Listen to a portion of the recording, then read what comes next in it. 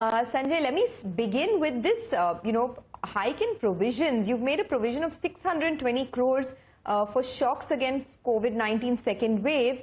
Do you see difficulties in collections, because of the second wave? And what is the collection efficiency right now? Hi, Sonia. So there are two reasons as to why this kind of extraordinary provision we have made in the quarter four. One, you see, our results came yesterday, so therefore we had the benefit of hindsight, looking into the lockdowns that happened in the month of April and May. So while there is no national lockdown, but almost 60% of the country is locked down. And this time, the COVID wave 2 has impacted and reached rural India as well, which it was not in the first wave. So therefore, we definitely believe that there is going to be stress on the collection efficiency and the asset quality, at least in the Q1 till the time the COVID wave 2 subsides.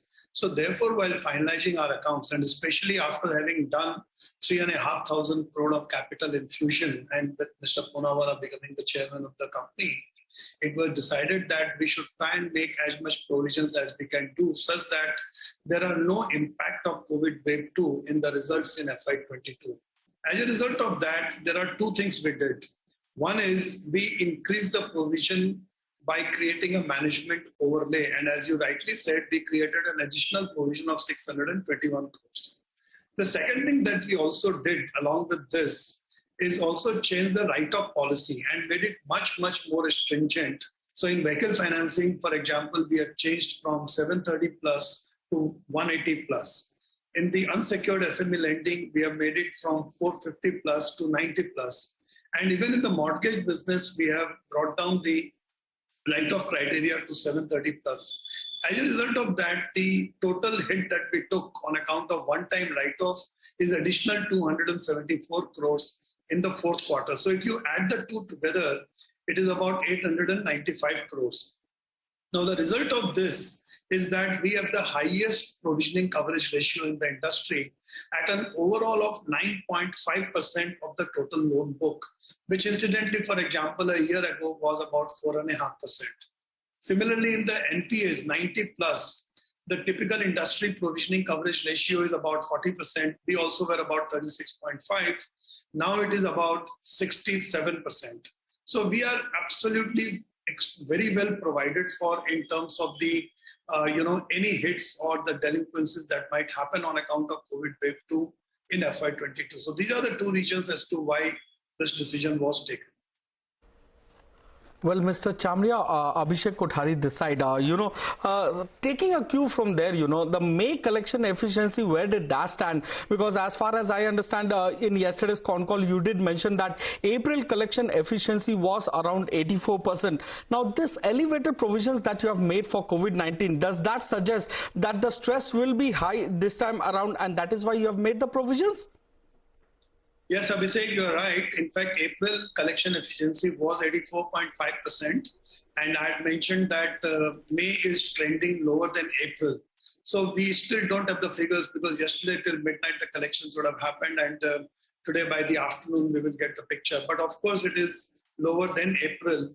And we are tracking the industry numbers as well. And I find that most of the players in the industry are averaging between 75 and 85%. So we are in fact at the upper end of the collection efficiency in the industry in the segments that we operate in. And second question that you raised was, for sure, this kind of a collection efficiency will put pressure on the delinquencies and on the provisioning requirement.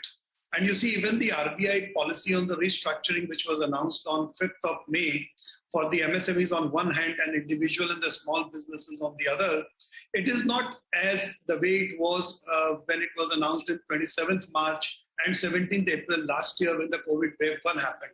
So therefore, we believe that in the absence of regulatory forbearance, if I may use the word, which is regarding restructuring or moratorium or providing liquidity support, we have decided to make this provision on a conservative basis. And we also said that we are going to evaluate this on a quarterly basis. So therefore, if required, some of the provisions will get released also. But in case it doesn't, then we have already made provision and we should not get unduly impacted in quarter 1 or quarter 2 on account of COVID wave 2. Okay. So you intend to roll out consumer finance products. Could you give detail on the same with respect to how it will be done, and also what is the strategy out there to execute the same? Yes, in fact, there are 4 or 5 new products which will get launched very soon. And amongst them is the personal loan to professionals. These two would be part of the consumer loan offerings. And then before the end of the year, there are 2 other products also which will get launched for the consumer loan. One is the consumer durables and the other is the EMI cards. So these are the 4 products, of which 2 will be offered, as early as July, and the other 2 will be offered before the end of the year.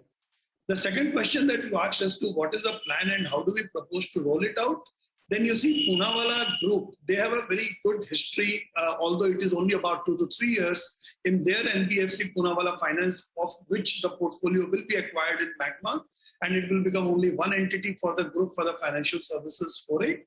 Therein, the digital platform they have exploited exceedingly well, setting up the contact center, having the analytics, and then sourcing business digitally from the customers and end to end.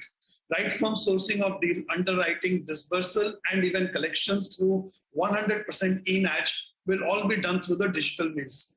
The other advantage now with this brand coming in is, one, the huge capital infusion, and second is the lower cost of funds. So now the cost of fund which Magma was having till now, which was about 9.5 to 9.6%, we expect this to go down by about 200 to 225 basis point over time as the loans get repriced and the new loans are contracted by the company. This is on account of the capital infusion and to the branding and the parentage that Magma now today has. As a result of that, the consumer loan offering to the prime customers having a CIBIL score of 750 plus and having a track record, the company will be able to provide loans to them at very good turnaround time of 24 hours and even on a holiday, because it will all be digital.